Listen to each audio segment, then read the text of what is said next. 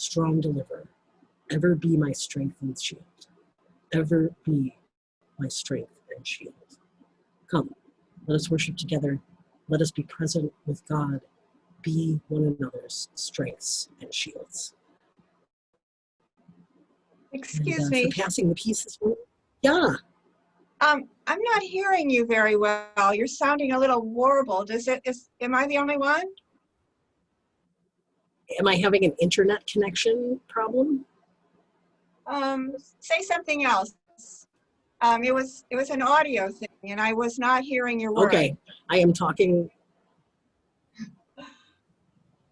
Okay, I think that it is most likely an internet connection issue. So I can't really do much about that. I think you adjusted your mic, and I think that helps. It was just a little bit garbled. It wasn't a volume issue, Okay. right? It was just a little bit. Yeah, garbled sounds like the right word. So. Yeah, I think that's a bandwidth. That's an internet thing. That's in terms of like the internet slowed down for a second and then picked back up again. So. Yeah. Yeah, you're just a little bit behind yourself, so I think it is a bandwidth problem. Yeah. Or you slow down and speed up. So, yeah, just FYI. Okay, cool. Well, I will. But I could understand it.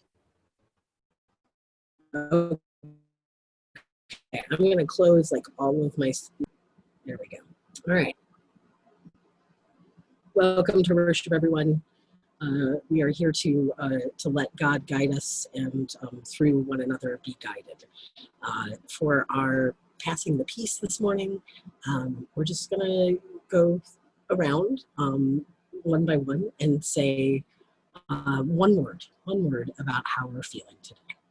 So I will start, and then I will kind of pick the next person.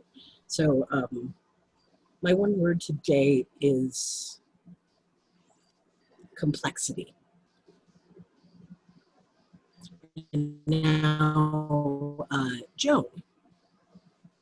I think my word would be impressed. Oh.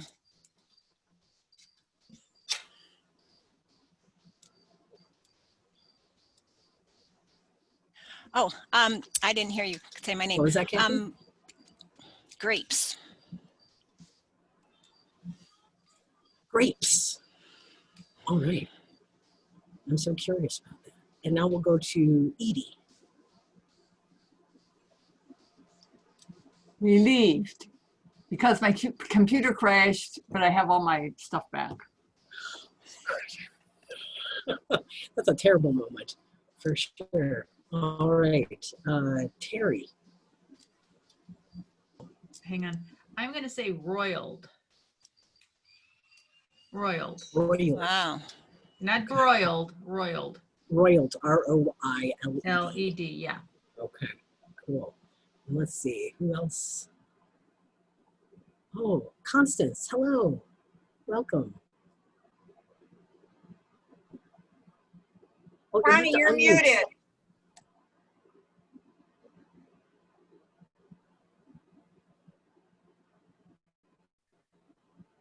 How's that? Now you're unmuted. Oh, now we can Okay. hear you. Okay. Frustrated. Frustrated. That's a real experience for sure. Yeah. All right. Thank you, everyone. And Jacob added, he added enlightened, as he was enlightening us about houseplants and music before. I'm kind of curious. I'd love to see an experiment where we play like Mozart and like, I don't know, rap for some houseplants and see what grows. That'd be interesting. Anyway. Well, welcome to worship, everyone. We're going to start with our opening hymn, and what we're going to do today is Jacob's going to play it one time through, so we can hear the melody, and then we will be muted, and we will sing to ourselves here in our rooms. All right, so I'm going to pass.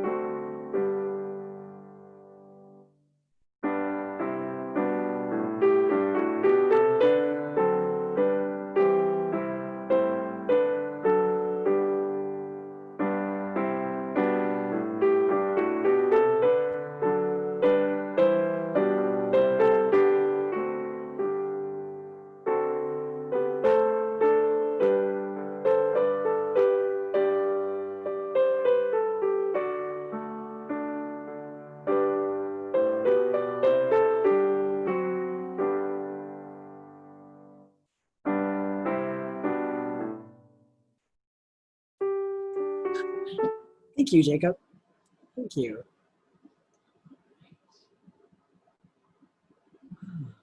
Zoom worship is an entire different beast than in-person worship. I don't know about you all, but I'm still getting used to it.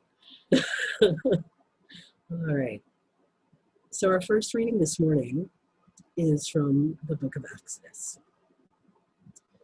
And it's one that we're all pretty familiar with. The angel of God, who was going before the Israelite army, moved and went behind them. And the pillar of cloud moved from in front of them and took its place behind them. It came between the army of Egypt and the army of Israel. And so the cloud was there with the darkness, and it lit up the night. One did not come near the other all night. Then Moses stretched out his hand over the sea. The Lord drove the sea back by a strong wind, a strong east wind all night, and turned the sea into dry land. And the waters were divided. The Israelites went into the sea on dry ground, the water forming a wall for them on their right and on their left. The Egyptians pursued and went into the sea after them. All of Pharaoh's horses, chariots, and chariot drivers. At the morning watch, the Lord, in the pillar of fire and cloud, looked down upon the Egyptian army and threw the Egyptian army into panic.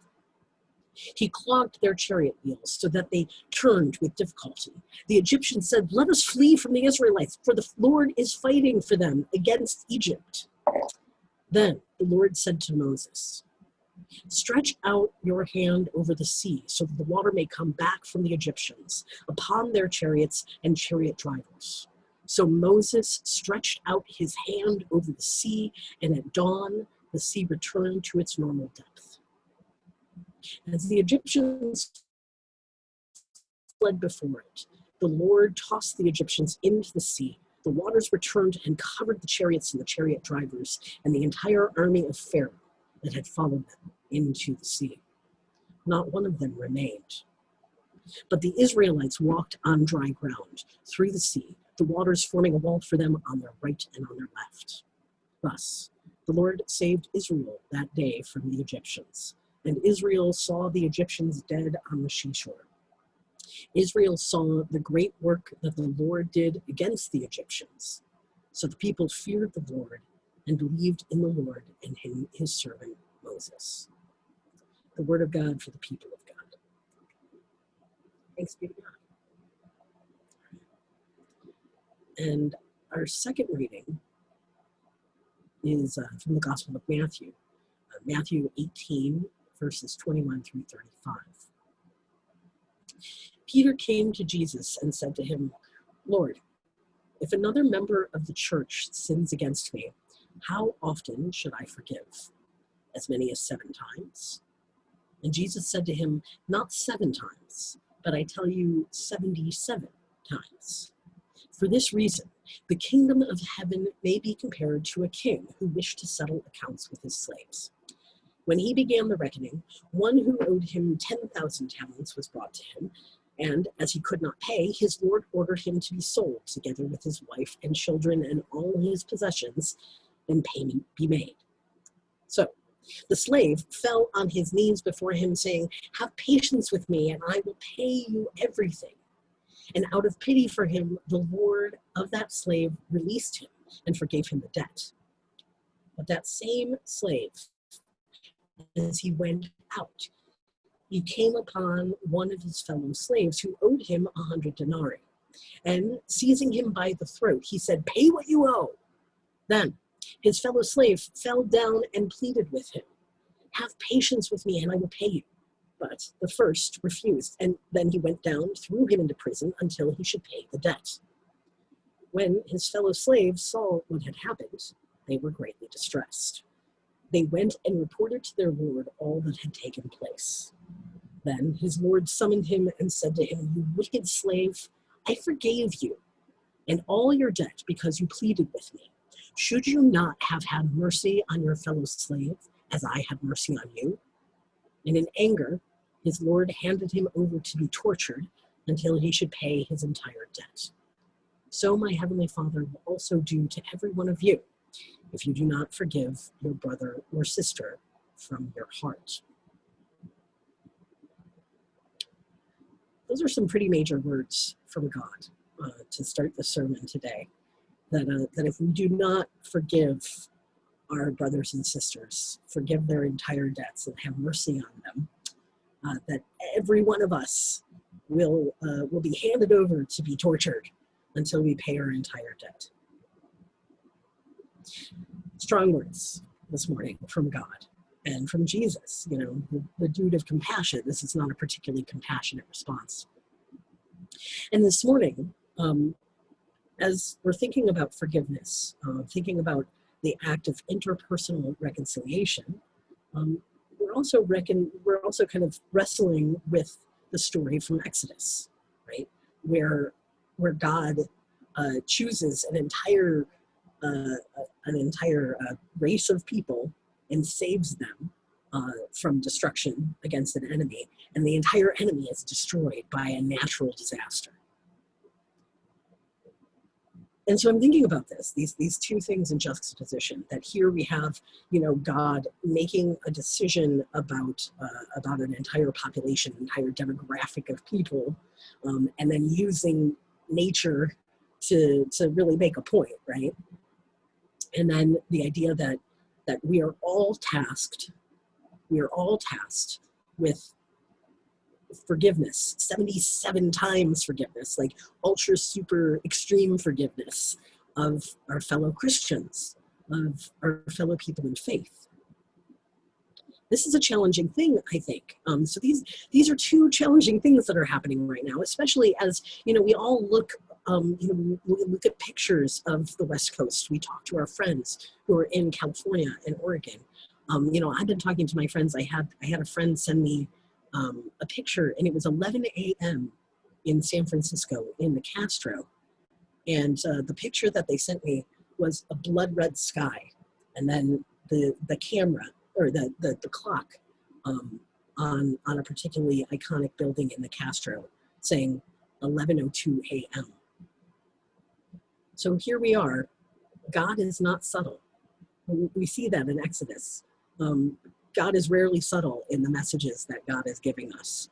And so you can't help but wonder right now if the conflagrations, if the fires that we see happening on the West Coast, I'm not saying that it's, you know, I'm not saying that God caused them or God is trying to punish someone or anything like that.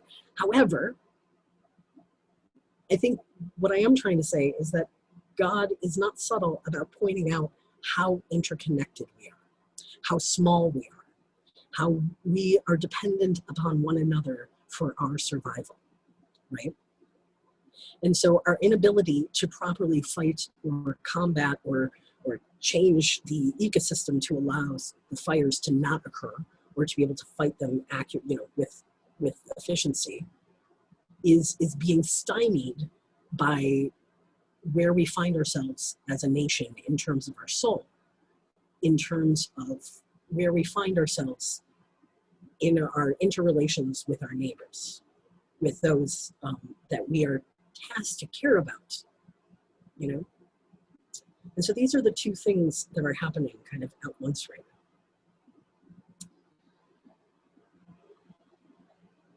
And so what do we do when the entire world is ending, when populations are migrating because of forces of nature that we can't control? We're all aware of the literal fires. We can't escape them. They're happening right now. But what about the figurative ones? What about those that burn inside of us? All of those, over the past 20 years, America has been at war with itself. We have all been part of that war, unless we are purposefully choosing not to be. And so there's a lot of debt going around. And that's where this forgiveness, the forgiveness really comes in handy. Because Jesus is talking about kind of like monetary debt and emotional, mental, or spiritual debt, that these are interchangeable, particularly in terms of the parable. And so if we're looking at our country, it's obvious that we are severely in debt. We're severely lacking in some resources that are needed. And what is necessary in this moment is mercy, but not mercy from God, mercy from one another, because only within mercy from one another will we be able to attain mercy from God, right? It's a complex, ironic process, and it's hard to do when our entire world is falling apart. So, once again, the time that Jesus lived and the time that he was preaching was not much different than the time in which we live now, right? So you had lords, you had the people who had all of the money, all of the power, all of the resources, and they would dole it out to, they weren't mincing words then, slaves, right? Now we're called, employees, but then they called us slaves. And so you had a slave with a little more money, right, who was forgiven his debt. But then once he went out and someone with less money, less power than even him, asked for forgiveness, he refused to give it, and he was punished for this. So let's think about this in terms of us, in terms of where we find ourselves as a nation. So it is, when we look at those with whom we disagree, it is hard to forgive right now. It's almost impossible. It's hard to find common ground. And yet, it's the most important place to begin in order to calm the fires, both literally and figuratively. Right? So we have to be capable of that mercy, that deep mercy that we see God displaying in both of these readings. How do we do that? How do we develop that kind of compassion, that kind of mercy, that kind of ability to look beyond our own animal needs, our own worries, our own fears, our own kind of like fight or flight reflex? How do we look beyond that to the third way, the way that Jesus compels us to be, which is human, entirely human. And by being entirely human, we get closer to being like God. So to be entirely human means to forgive, and to forgive entirely. And that seems like such a hard thing in this moment in time. How do we forgive the people who've literally set our country on fire? How do we forgive people who have set our nation into $26 trillion worth of actual monetary debt? How do we begin that process of forgiveness when within us is so much righteous anger, so much worry, so much pain and fear? And that we've all been living with that, all of us in America, in this country, we've been living with that, silently or not, expressing it in different ways or not, for almost 20 years now. And so how do we get through this impasse together? Because it has to happen together. It can't just be like the people on the left or the people on the right. It's got to be everybody, because most of us are not one or the other. Most of us are the in-between. Most of us are the Israelites. We are not Moses, but we can act in the spirit of Moses, in the spirit of God, trying to keep in mind that larger, more interdependent existence, the ultimate unity and oneness that we all experience here on this planet. We're stuck here together. And so fires in one place will affect breathing in another, right?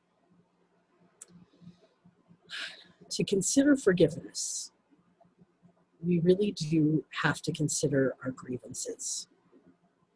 We also have to honestly look at the ways in which we, individually and in terms of our communities, how are we culpable for where we find ourselves right now?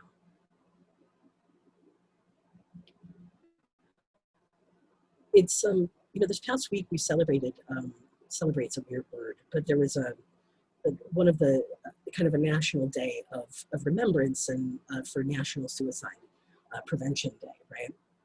And so there was a day kind of like on social media and those sort of things where everyone was sharing messages of, you know, how they either survived suicide or you know, how they can help to support people, that kind of thing. And as this was going on, I was thinking about a quote from Abraham Lincoln. And in 1838, he spoke at a national conference at a place called the Lyceum in New York. And during that speech, he said that we will either live as a nation of free men or die by suicide. And when I'm thinking about kind of like the reflection of our inner natures on the outer world, I think that really where we find ourselves as a nation is we find ourselves full of a nation of people who are at their end, their rope's end. We find ourselves in a time where none of us know what's necessarily going to happen for the future, and all of us are feeling worried about how we can prepare, how we can help, how we can survive and help as many of us survive as possible. And so one of the things, you know, and of course, like if I'm thinking about kind of national suicide, I also think about my own survival as a person with complex post-traumatic stress disorder. And that one of the things that has been essential in my recovery has been the idea of radical acceptance. And so in order for us to forgive, we have to radically accept in all honesty where we are as a nation, that we are on fire, that we are at war with one another, that we are tremendously in debt, and that we're falling swiftly into fascism. And then we have to ask, how can we individually, in our small ways, make a difference? How can we forgive ourselves within our own hearts, forgive others with whom we disagree, and begin to think about repair, begin to think about cultivation? Because even though this is the end always leads to another beginning. There is always the dawn after the night of running from the enemy.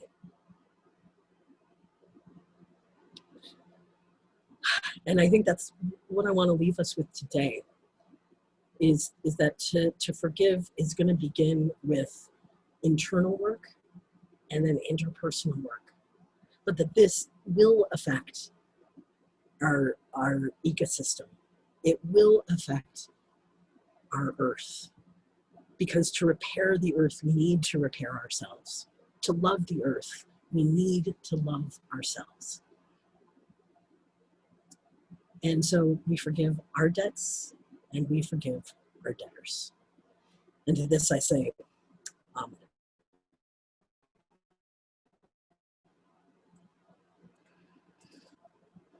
Thanks, everybody.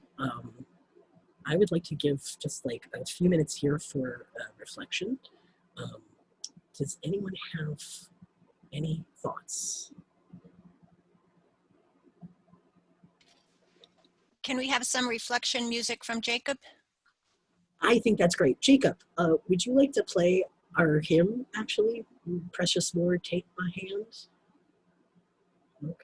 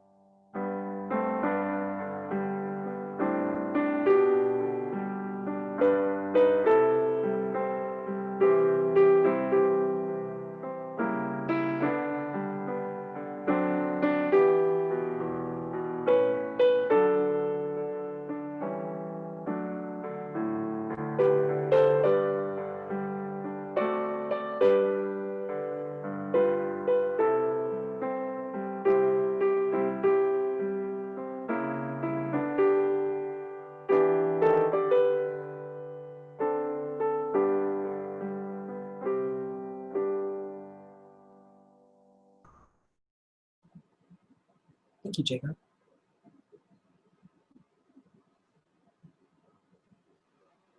Thoughts on forgiveness and fires?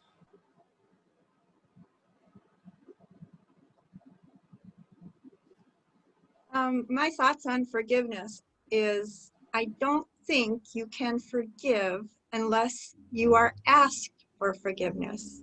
So I'm pondering, what is someone requesting forgiveness here, that we are going to grant forgiveness, or I'm not sure I'm understanding where we're supposed to be extending or forgiveness. I must have missed it. So I'm asking. To ourselves and one another. We're forgiving ourselves and one another for what? All of the things that we've done to one another throughout the last 20 years of American life. Oh, I think you were mentioning like the environment and things that are going on politically. But also, yeah, like the fights that we've had between, as I'm speaking for myself as a person, who's on the left side of politics, I have had arguments with people, and I'm not proud of the way that I have spoken to those with whom I disagree politically. And I think that those moments are the ones that we really have to be honest with ourselves about and talk about the way that led us to the place where we find ourselves nationally.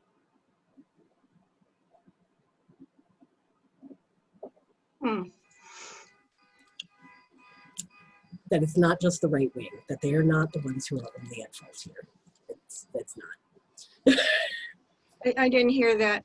Oh, that it's not just one side that's at fault. Everybody is at fault. Everyone needs to be forgiven and ask for forgiveness. That we are all in this together. Well, I think asking for forgiveness is the start. Yeah. Then forgiveness happens. I think I've had this discussion with people before, because people say you got to forgive. Well, I'm not forgiving anybody or anything unless they ask for it. And if they're not asking for it, there's no forgiveness to extend. And I think that I disagree with people on that, on how forgiveness works. So I'll just leave it at that. I have a comment, maybe not exactly on what you just talked about, Joan. That's intriguing, and I thank you for your honesty as well. When Aiden, you were reading the verse where, Jesus talks about the parable of the slave and the slave who is now tortured by his master for not extending the forgiveness that was extended to him. And I've always read that initially as just very harsh and in all kinds of ways off-putting. Still is to me, mm-hmm. But I kind of had a flash as you were talking, as you were speaking that verse, of how I have found, if not forgiveness, I'm seeking peace, because I carrying hate, and I've carried hate for situations, sometimes for people. It really subsumes me, and I torture myself for just probably more than the situation or the person would ever do, because I come up with all of these scenarios that are harsher and harsher and harsher, perhaps, if I'm honest. So, sometimes my mindscape is not a nice place to be, especially now, if I'm honest. So I don't know that puts me in exactly understanding how to proceed with forgiveness, but I think the idea is that it's hatred, that you turn inward on yourself as well, when you don't forgive. That's simplistic, but that's kind of a little bit of how I'm thinking. I'm going to make a comment on that too, because I was thinking of Joan. Yes, I have, heard you express that kind of disconnect with those ideas before. And I think part of it is we think of forgiveness in two ways. The recovery kind of forgiveness that we hear about all the time is not what I think people in the mainstream think of as forgiveness. In recovery programs, forgiveness is always about you. Forgiveness is not allowing that person, other person, or other situation to hurt you anymore. And like kind of detaching so it's no longer unhealthy. And you're like saying, you know, like you're actually stating, I will not allow you or this to hurt me anymore. But I think there's a difference between, but that doesn't mean you're saying the situation never existed. But you're just saying, you know, you're not going to allow to do you any more damage. And I think there's the other kind of forgiveness, which I think is kind of a more mainstream and potentially, in my understanding, in some of these situations, it's the like wiping the slate clean kind of forgiveness. We're going to start afresh. Not only am I not going to let that bother me, but it's going to be as if, you know, we're just starting all over again. So I think it's hard sometimes, but I also agree. I mean, it's hard all the time, but I also really agree with Terry that there is, excuse me, that huge element of if you don't forgive, it just eats you up. I would like to add on to that. If you forgive in a one-sided way, if we'll say that, then you can still have a connection to that person as things change. And that's sort of what Judy was saying too, I think. But it allows for that future connection to evolve. The other thing I wanted to say was, I think when you have the ability to give mercy, because he talked about mercy a lot too. That's a situation where you have power over that person. And there's a lot of people we have no power over. And so when we have power over somebody, we feel really glad that there's somebody at least we can be mad at and not accept or whatever. And that's where you are going to fall, because you're going to enjoy that power so much, you won't grant that mercy. Mm-hmm.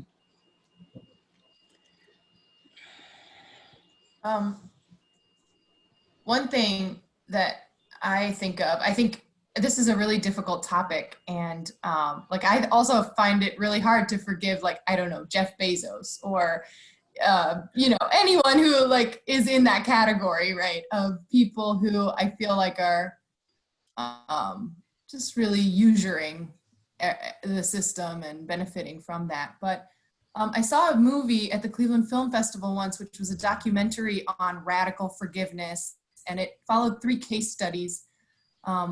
One was an Indigenous woman who had been taken from her family and placed in a foster home where she repeatedly experienced sexual assault and rape. And she was able to reconnect eventually with her tribe as an adult. And she said that the tribe leader said that she had to forgive her perpetrators. And I also was like shocked by that story, but the way she explained it was that it allowed her to let go of her anger and live her own life more fully. And so that really stuck with me in a very lasting way of just like forgiveness. It's both and, kind of like what Terry and Judy were saying, like it's both and. It is, you know, maybe you don't repair the relationship. Like I'm sure she would never see her perpetrators ever again. So you certainly don't have to repair that relationship, or it doesn't mean that you then, you know, have a good relationship with someone who's abusing you, right? I don't think that's what it means. But I think it's for your own like spiritual health and well-being, so that you can let go of that anger and move forward in a healthy way, in some way. I think what you're speaking of to me is understanding and using power, right? And so a lot of the time we see power as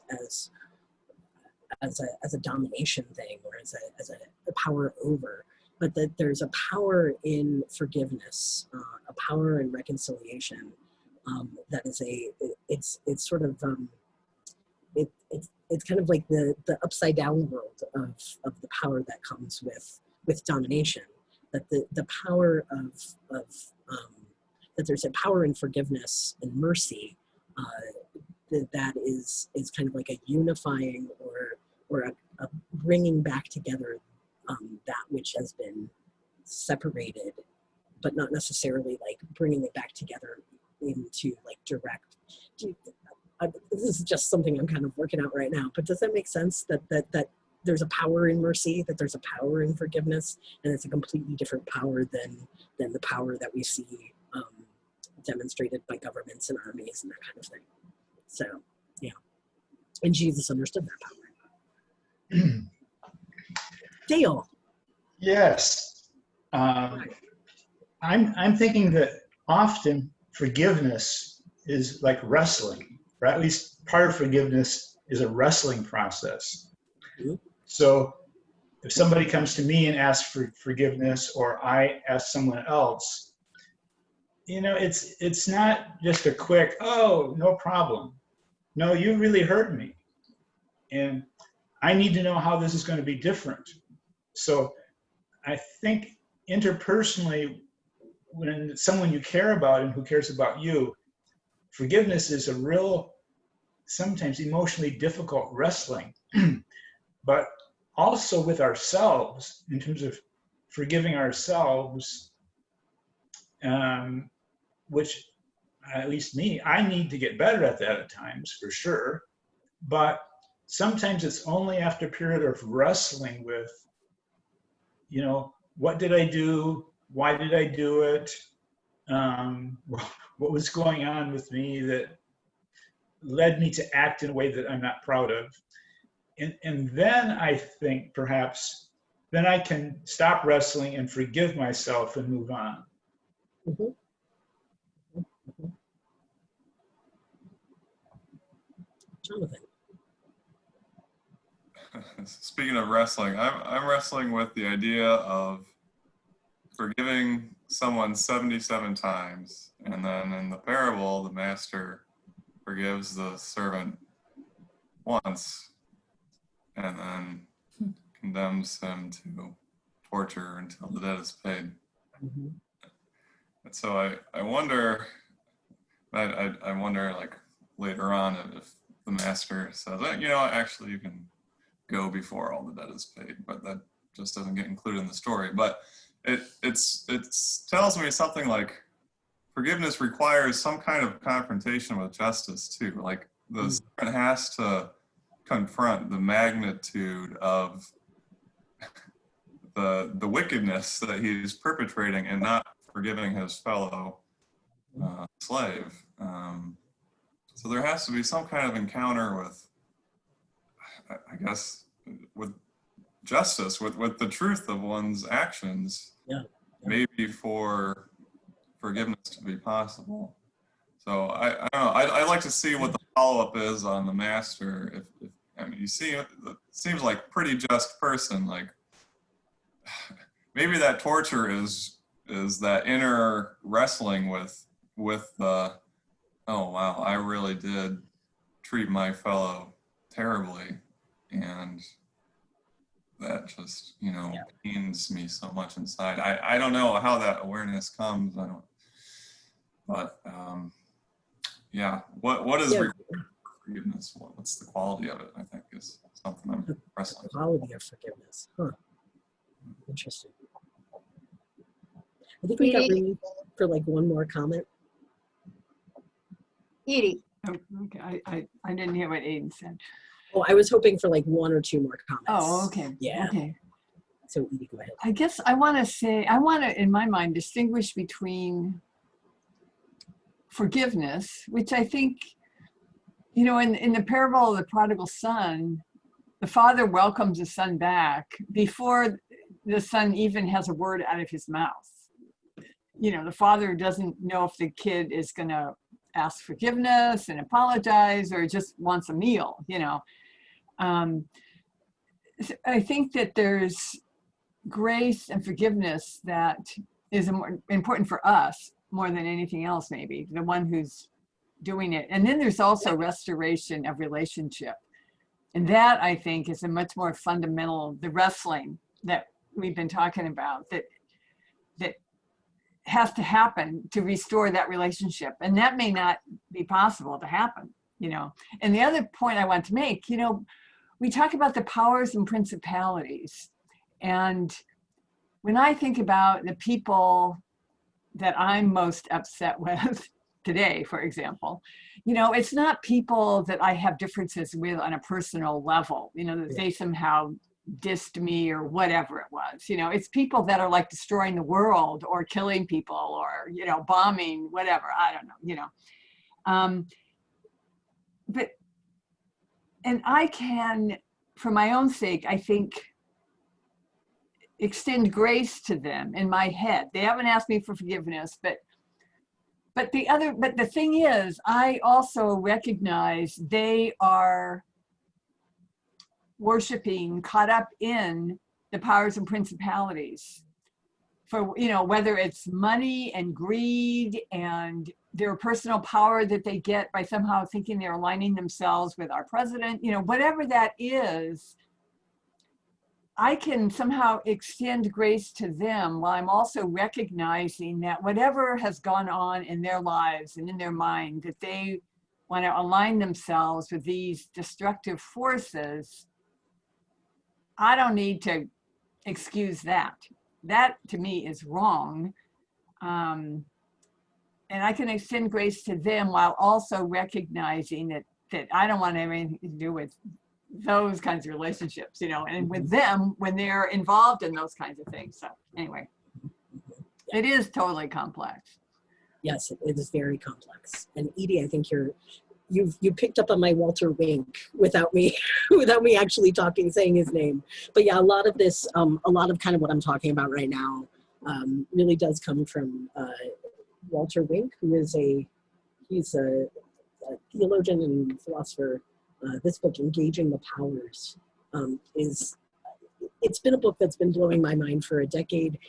It continues to be relevant today, and it's very much related to what I'm talking about today and what Edie was talking about in terms of powers and principalities, that we have these larger sort of systems of powers that are occurring, and we can choose whether or not to align ourselves with them or work to disrupt and destroy them. So yeah, thank you, Edie, for that.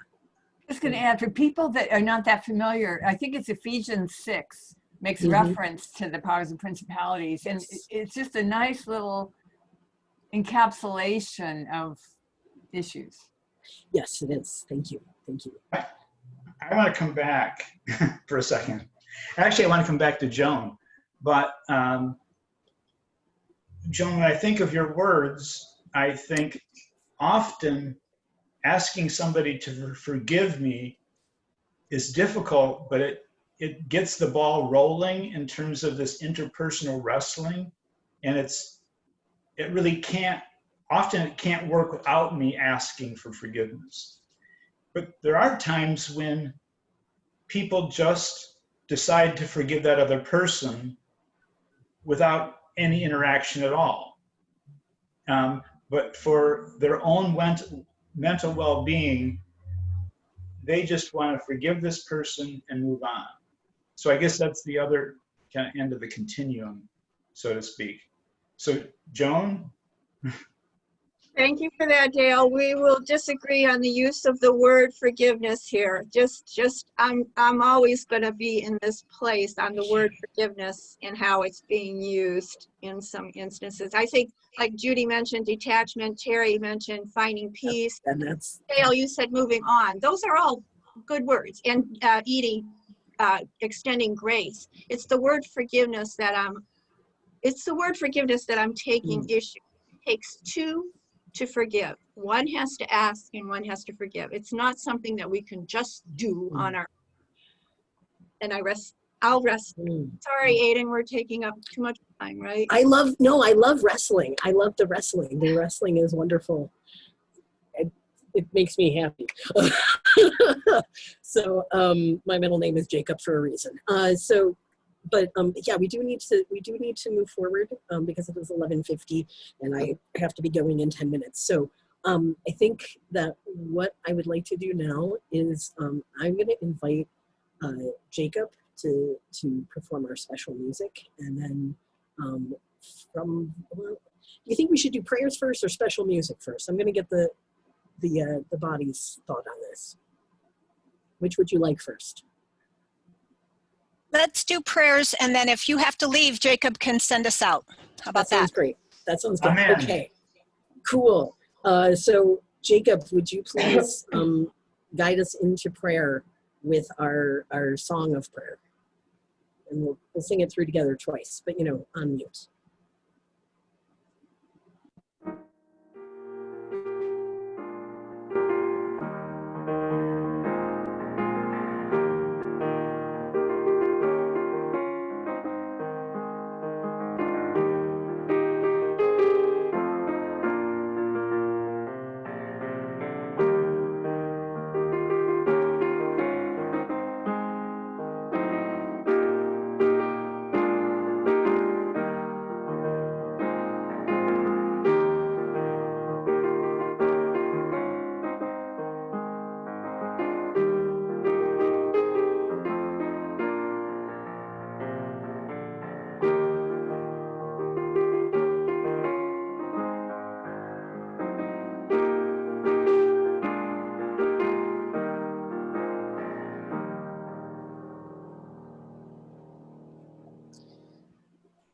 And with God in our presence, we begin our time of prayer.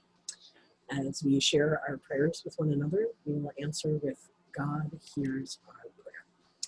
Are there any prayers from the community? I'll jump in because this is a big one. Hans's mom was going to move here on September 30th to be near her kids if something happened. Well, something happened a couple days ago and she had a stroke, and now Hans has left to go be with her, and his brother is there already, and we have hope for a recovery, but it was pretty strong. So God hears our prayers. God hear our prayers. I wanted to ask for prayers. For a period of months, I had been praying for two husbands of two friends that were afflicted with cancer. And you know that the one passed away about a month ago. The other one passed away on Friday. And it was more of a, he had started out doing very well in treatment. And it just, got to a point where whatever, it no longer worked. So some prayers for the Burke family and for Shane and Sheila is his wife. God hear our prayers.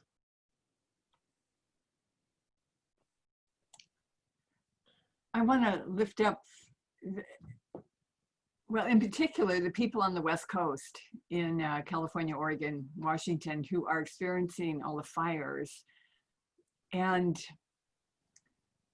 lift up the environment, the drought, the heat, the destruction that's been imposed on the forests and the whole environment there and everywhere. It's so sad to know that this is what we've done, and it's just going to get worse. May God hear our prayers. God hear our prayers.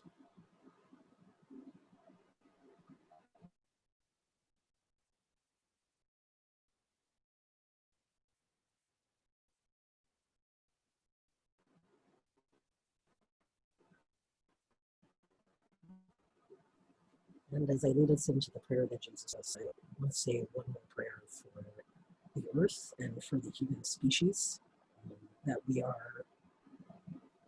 may find our way through this time to a place of mercy, to a place of love, and to a place where we are able to find abundance with one another and with all people and all living things.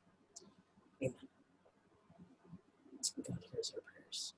And now I invite you to join me in the prayer that Jesus taught us. Our Father, Mother, Father, who, Mother, who art in heaven, hallowed hallowed be thy name. be your name. Your kingdom come.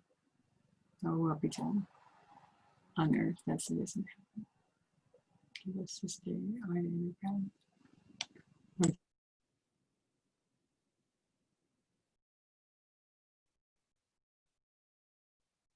Lead us not into temptation, but deliver. Us from evil. For yours is Yours is the kingdom and the power Power and Glory. glory glory forever. forever. Amen. Amen. And now the prayer with persons in recovery. Our Mother, Our Mother, Father, Father, within within them, us, Abundant abundant prayer prayer abundant for forms, day praying come. they come. spirits one to Spirit, one, one Lord, as yours is be among us. among us. Give us Give us this today day our our daily daily bread, bread, And and forgive forgive us us our forgive us relapses, as we and forgive forgive ourselves, ourselves one one day. one day at a time. Yours is the Yours earth. Yours is is the the earth Tend to tend and to cherish, in power and spirit, forever blessed be. Amen.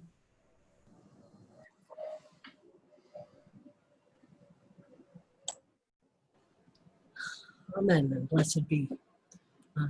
Thank you all for joining me for worship this morning. To show us out, I'm going to hand it over to Jacob for our special music. Amen. Hi, everybody.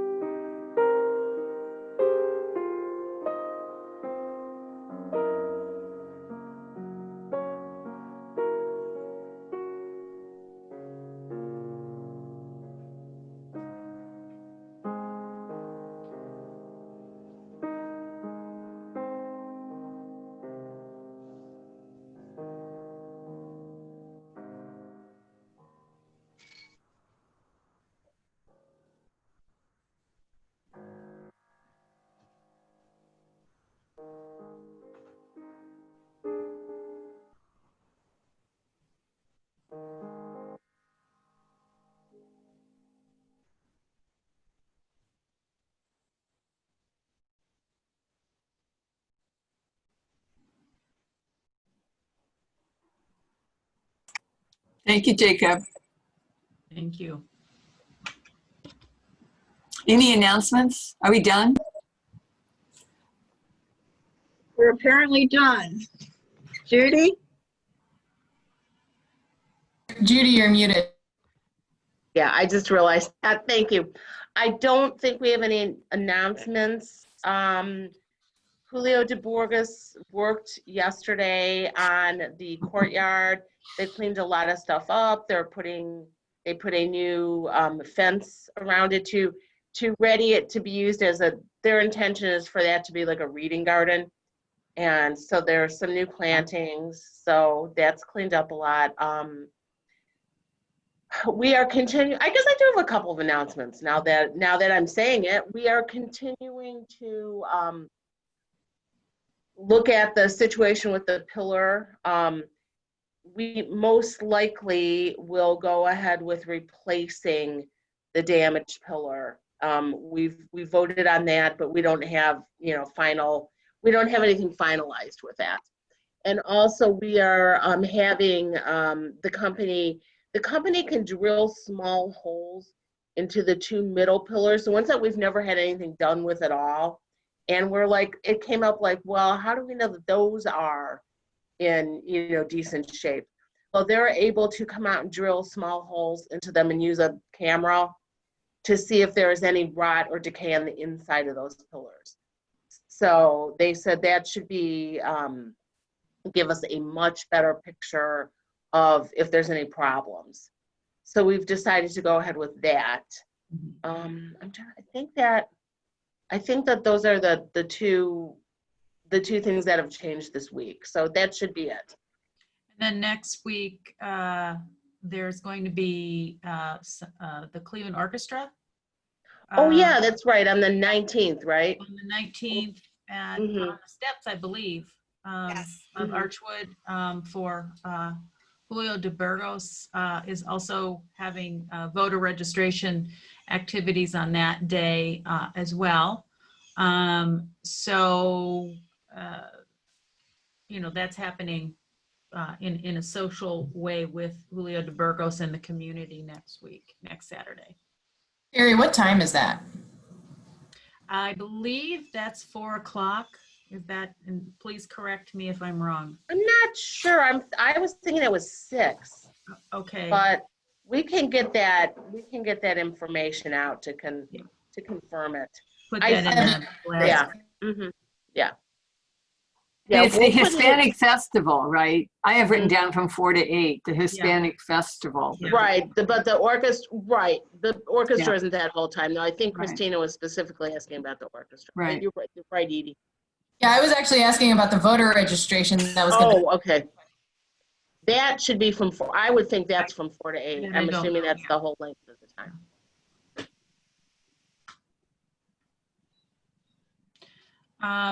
Our voter registration effort has been a learning experience, I think a learning curve in a good way. We haven't really gotten a lot of people interacting in that way, although people tell us that they're registered to vote, and that's really the point. So we ask for encouragement, but if someone wants to, we're going to be, I think, looking at that after next week. We're not going to be, EDI or anyone else are going to be there next week because the Board of Elections will be there with the Julio de Burgos event. So after that, I think I would recommend those interested from Archwood side have a little meeting after worship and see kind of where we are with that. But October 5th, I think, is the last day anyway, so we're kind of rounding on that. So let Edie or myself know if you're interested and can give time of a weekend and would like to be there, other than next weekend when I think it's pretty well covered. A little FYI, I just wanted to add to that when Terry talked about the last date. And just because I've answered this question for so many people in so many different ways, if you're doing mail-in voting, the Board of Elections is sending out, at least supposedly, they're sending out those ballots on October 6th. I've had so many people, including people in my own family, say, why haven't I gotten mine yet? I know you guys are sometimes more in tune with stuff, but a lot of times, but they're not sending them out till October 6th. Right, this is to request a vote, so yeah. Okay. And a judge recently ruled that Ohio has to allow people to print those applications off on the computer and or actually to apply on the computer, I think, actually, now that I think about it. But you would take a look to see. Apply Yeah, for a ballot. right. I was just saying that so many people have said, hey, why did I send in my Yeah, I realize request that. for a ballot? And, you know. Yeah. The other thing is That's that good, though. I didn't realize until I saw something recently that you cannot drop someone else's ballot off at the Board of Elections, the real ballot, the actual ballot, for them unless they're related to you. Oh, If you have any idea about doing that, read the rules before you try. so is that one of those things that if they find out you did it, it's a problem because they don't see who you are when you drop them off? I have no idea. Just take a Okay, look I at the just rules. wondered. Because it's like a mailbox, you know, you just you drive up and drop it off. They don't check you off when you drop them off. Okay. I've never Thank done you, it before, so I don't know. Yeah, that's what I did last time. Thank you, Kathy. Judy, what was the decision about the produce auction or sale? Right now, it's sort of up in the air still because we're not doing anything at this point. We have there's a lot of people that are our key people that are just concerned about the contact with the public, and either concerned about contact with the public or like Angel, for example, is working crazy hours now. Angel isn't working right now and kind of said, hey, I'm